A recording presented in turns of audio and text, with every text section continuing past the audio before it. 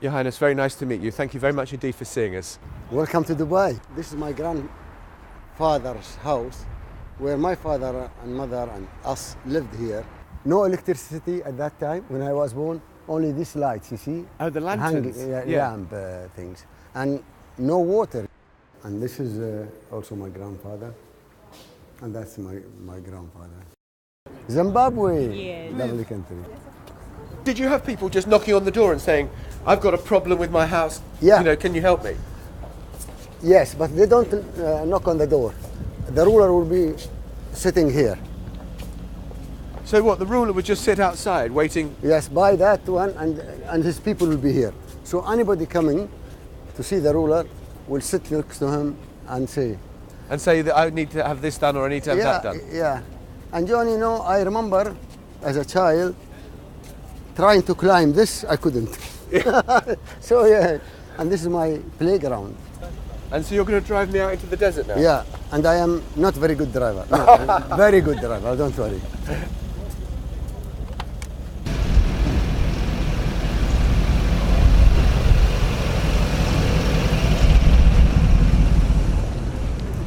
Your Highness, I just want to ask you, because we're going past the fabulous skyline Yeah. that it is Dubai. I just kind of, was that a vision? Did you have a feeling that when you were a child growing up, that one day, Dubai would look like this, it would be cosmopolitan, it would be all these things? I will tell you, John. I was lucky enough.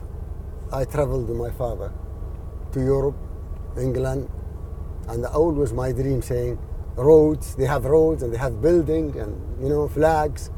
And to me, that was my dream. Will we have that here, when this is my childhood? Between the Emirates, there was no road. And if the people are unhappy, how do you know? How do they tell you that they're unhappy? They will tell me. They tell me, and... But is there a for example, Yeah. this telephone, from 10 years ago to now, I haven't changed it. And everybody knows. The whole country knows my number. Ordinary people, Emirati, knows your phone number and will ring you up. Yeah, I have two numbers. One is private and one for the public. And Reem knows this. Yeah. So do you like Twitter? Yeah. 2.4 million followers, I see. Yes. Because I like, to tell them what's happening and not to listen, to wait for them to say, just tell him what's happening, and they are good about it. They follow you and why I'm doing this, and, so people can understand. Your Highness, you've just won Expo 2020. When we drove out here, we saw all the cranes busy building. Is Dubai back? Well, we are very happy that we won the Expo 2020 and 116 countries voted for us, and this is, to me, is a great, all these countries to believe in UAE and Dubai. That's the message I got. But now we have to do something to make it even better for these people who voted for us and to make Expo an excellent Expo. I mean, it was only 5-6 years ago that people were saying Dubai was finished. There was an economic crisis. And yes, I mean, some papers said that, but it is our mistake. We did not answer. We did not say anything. But when the crisis, I was, it's a challenge and I know we'll overcome it. So therefore, I was happy with my life going on, and people say, why, how is he? Because I know Dubai is not finished and Dubai is back because it is Dubai and UAE. But there must have been a moment where you thought this is really scary. No, I think this is a challenge, and I don't get scared from challenges. We face challenges and try to sort them out. So is the problem over? Are all the debts paid off? Yeah, the other day in the news, the palm company is going to pay a year ahead. So everything is, settled. Why do you think you made the? Why did you get into this mess? Why did the crisis come about? There must be things you've learnt about it. Of course, we learned. We learn every day, from this. But it is not us. We are a part of this world, and this crisis, or I call it challenge, is hit the world. But we Do you not like the word crisis? No, it's challenge, and we are in Arabian Peninsula. Every day is a challenge for us. Every day we have to face, challenge for the water, challenge to something to eat, and every day challenge. So we take it as a challenge. When there is no challenge, everybody is a leader. Where is the difficulty or challenge, some will come through, and that's just a test for us to know. I mean, the latest indications are saying, some people are saying that property prices are rising very sharply again, rental prices are going up very, very fast. Are you not worried that another bubble is being inflated over Dubai that could burst again? A bubble will fly and not burst, because we put a law now, you cannot raise the rent more than percentage. So that will help to stop everybody. I know Expo is coming and people will try to, but we put a law and committee that they don't raise the renting high. Just as a matter of interest, the Arab Spring, did that turn out to be economic good news for Dubai? Because, investors who may have been putting their money into Syria or Egypt or Bahrain or Libya were thinking, I'll put my money into Dubai instead. I was asked this question when we had the government meeting, 30-country government meeting, and one lady asked me, did you benefit from the Arab Spring? And I was honest with her. At that time, the number was with me, yes, there is $30 billion came. But I told her, but remember, if the Arab Spring didn't happen, there will be 60 billion. Did you see the Arab Spring coming? Yes, and I said this when I visited, I spoke in the Gulf University in Bahrain in 2004. And I said to the leaders of the Arab, change or you will be changed.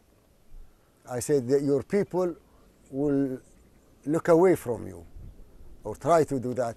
And because I don't know the future, but there is indication, so you can, feel that is coming. You cannot lie for your nation 40 years and you think they'll still believe you with this quick communication now. Well, let me ask you about some of the specifics about some of the countries. We've got Geneva 2 taking place later on this month, and I think that Dubai will be represented, and you will be there. Can President Assad stay in power?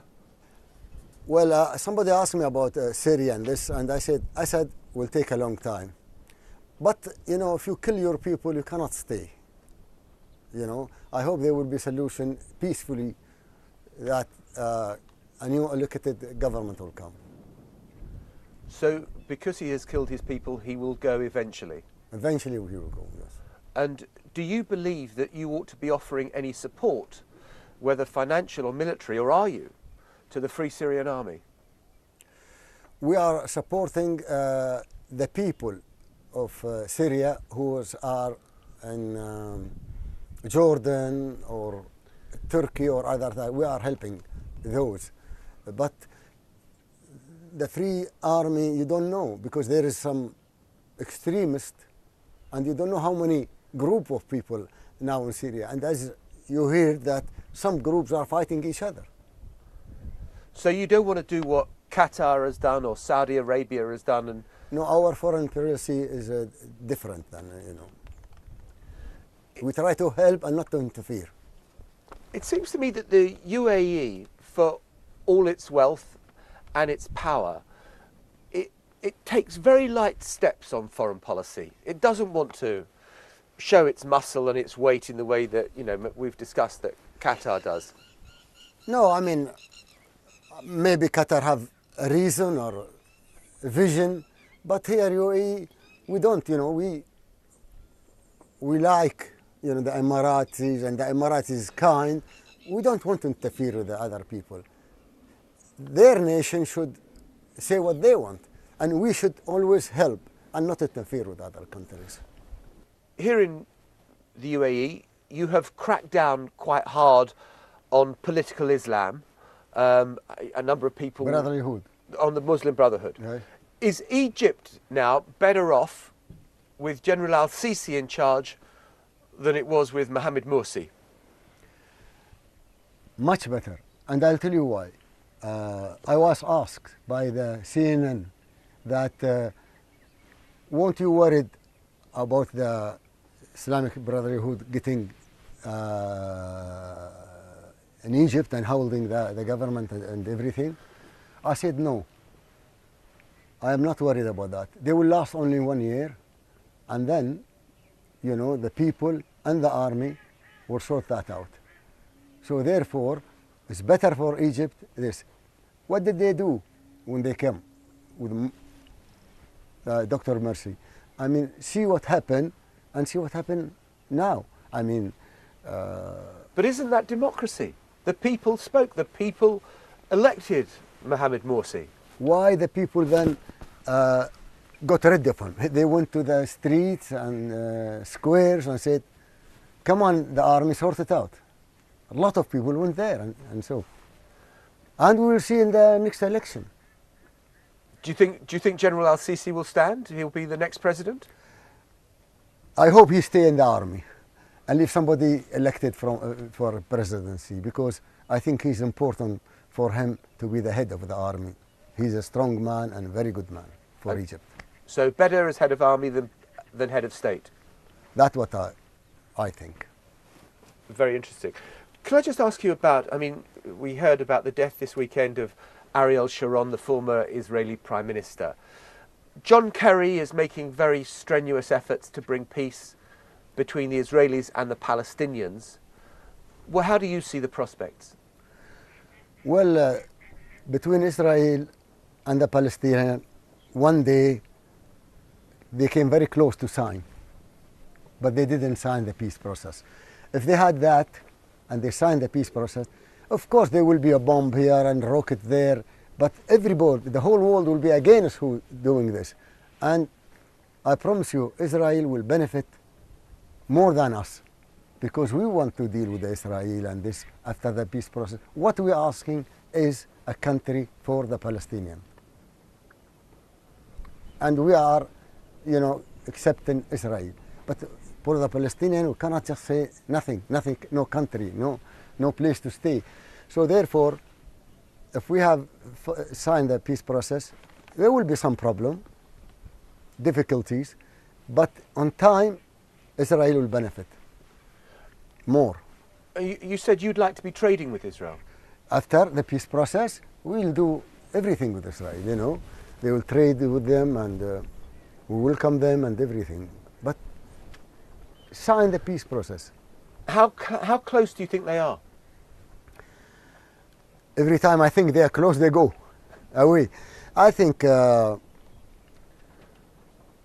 see, what happens is, if the peace process coming, and there is a rocket go to Israel, which is not accurate, Israel go back and hit back.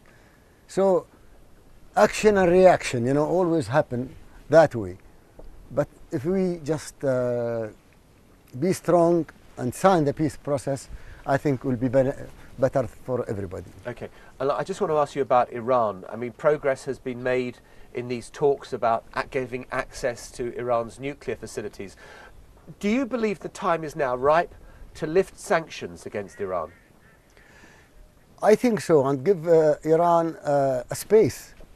Really, you see, Iran is our neighbor, and we don't want any problem, and they didn't, have any problem.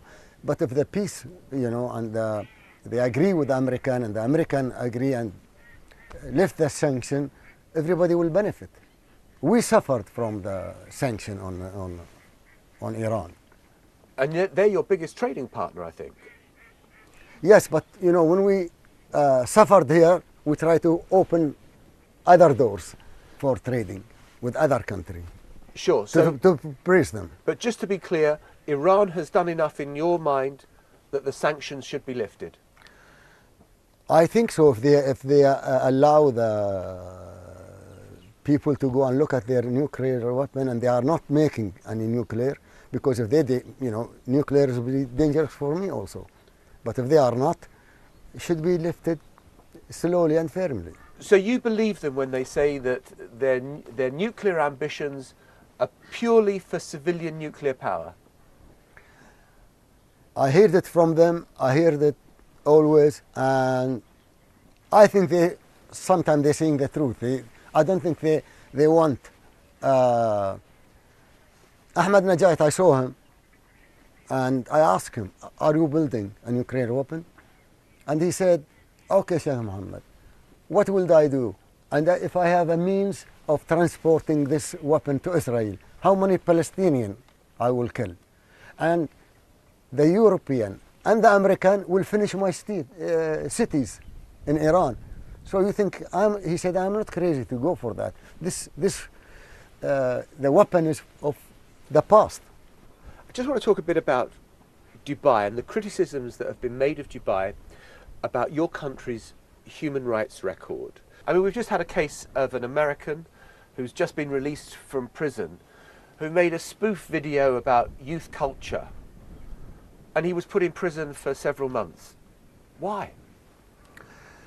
We have a law, like when we cracked at the Muslim Brotherhood, because if they want to live and stay and work, they are okay. If they want to go extreme, we have a law for that. But I mean, the kid said, "I did nothing wrong. We had no idea of what our crime was. We had no idea how long we'd be in prison for. We weren't actually told what our crime was until 5 months later after we were taken in." Now, for a modern country which you strive to be, is that satisfactory?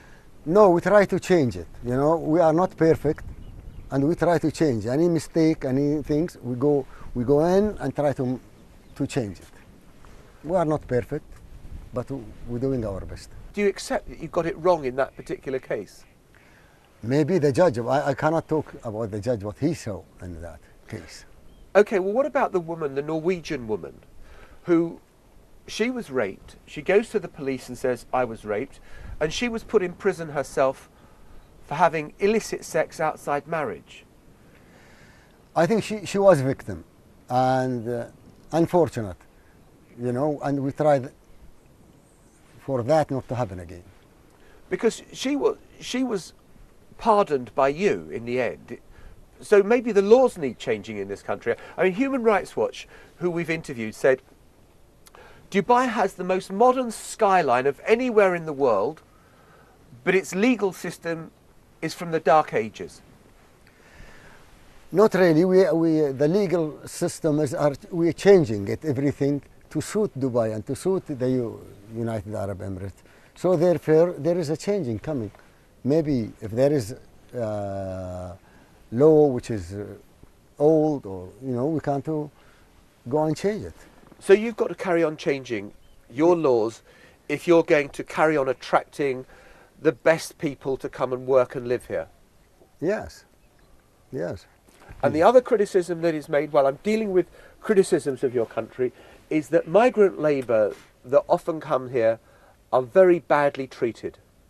No, I disagree with you now, because the labour, you know, before, sometime the company give them less salary, and now we ask for all the salaries to go through the bank, so the government can see and watch all these companies and give the right for the labourers the right salary. The European Parliament Subcommittee on Human Rights said minimum labour standards are not respected. There are systematic complaints about poor accommodation and sanitation. Salaries and medical services are withheld, and so it goes on.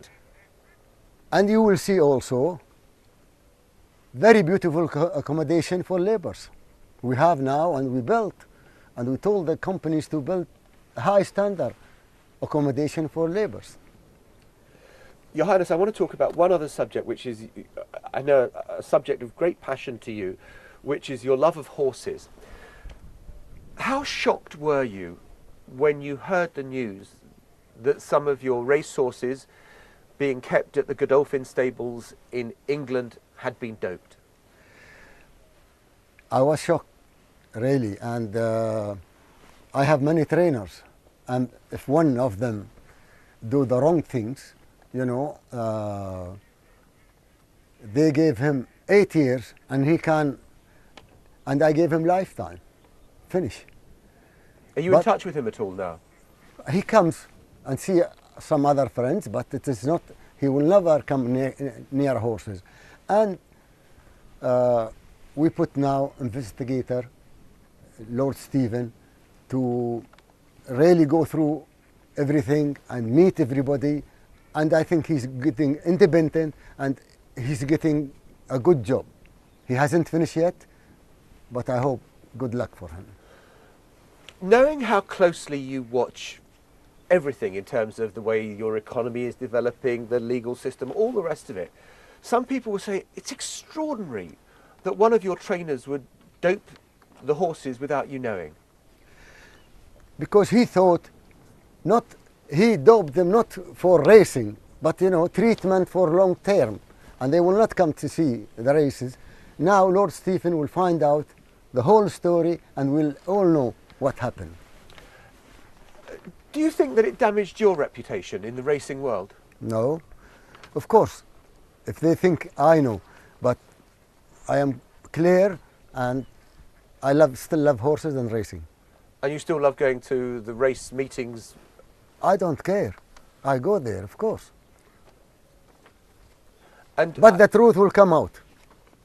The truth will come out because independent Lord Stephen is a policeman and he's straight, and he will show, and that will give it to the media. So if I wanted to, could I use anabolic steroids in Dubai on horses? Not in Dubai and not in the whole UAE. So it is now illegal? Yes. This is from the minister meeting we cut it. Illegal now to have it even in the shop or anything.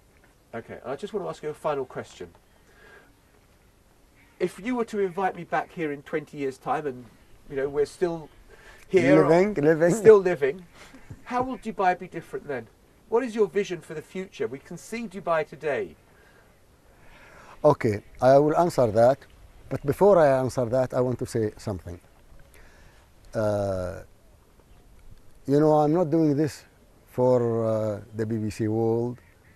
Also, I'm saying to myself, to put my view to the viewers and to say Dubai is back, and to say the whole world, we are here and Dubai loves you back.